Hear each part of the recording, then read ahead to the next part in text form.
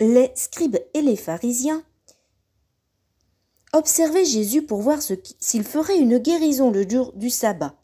Ils auraient ainsi un motif pour l'accuser. Mais, connaissant leur raisonnement, lui connaissait leur raisonnement, et il dit à l'homme qui avait la main desséchée, « Lève-toi et tiens-toi debout, là au milieu. » L'homme se dressa et se tint debout. Jésus leur dit, « Je vous le demande, est-il permis, le jour du sabbat, de faire le bien ou de faire le mal, de sauver une vie ou de la perdre ?» Alors, promenant ce regard sur eux tous, il dit à l'homme, « Étends la main. » Il le fit, et sa main redevint normale.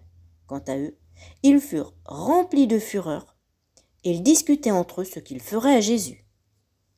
En ces jours-là, Jésus s'en alla dans la montagne pour prier, et il passa toute la nuit à prier Dieu.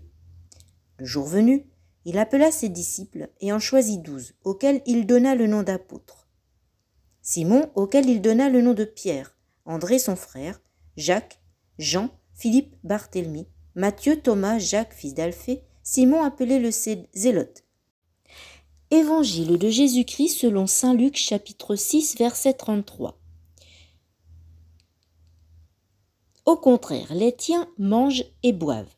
Jésus leur dit, « Pouvez-vous faire jeûner les invités de la noce pendant que l'époux est avec eux ? Mais des jours viendront où l'époux leur sera enlevé. Alors, en ces jours-là, ils jeûneront. » Il leur dit aussi en parabole, « Personne ne déchire un morceau à un vêtement neuf pour le coudre sur un vieux vêtement. Autrement, on aura déchiré le neuf, et le morceau qui vient du neuf ne s'accordera pas avec le vieux. Et personne ne met du vin nouveau dans de vieilles outres. Autrement, le vin nouveau fera éclater les outres, il se répandra et les outres seront perdues. Mais on doit mettre le vin nouveau dans des outres neuves. Jamais celui qui a bu du vin vieux ne désire du nouveau, car il dit, c'est le vieux qui est bon. » Un jour de sabbat, Jésus traversait des champs. Ses disciples arrachaient des épis et les mangeaient, après les avoir froissés dans leurs mains. Quelques pharisiens dirent alors, « Pourquoi faites-vous ce qui n'est pas permis le jour du sabbat ?»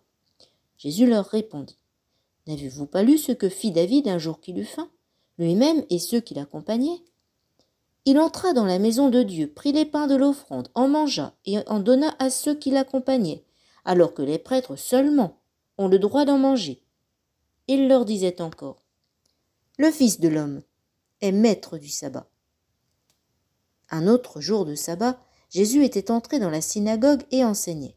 Il y avait là un homme dont la main droite était desséchée, fils de Jacques et Judas Iscariote qui devient un traître.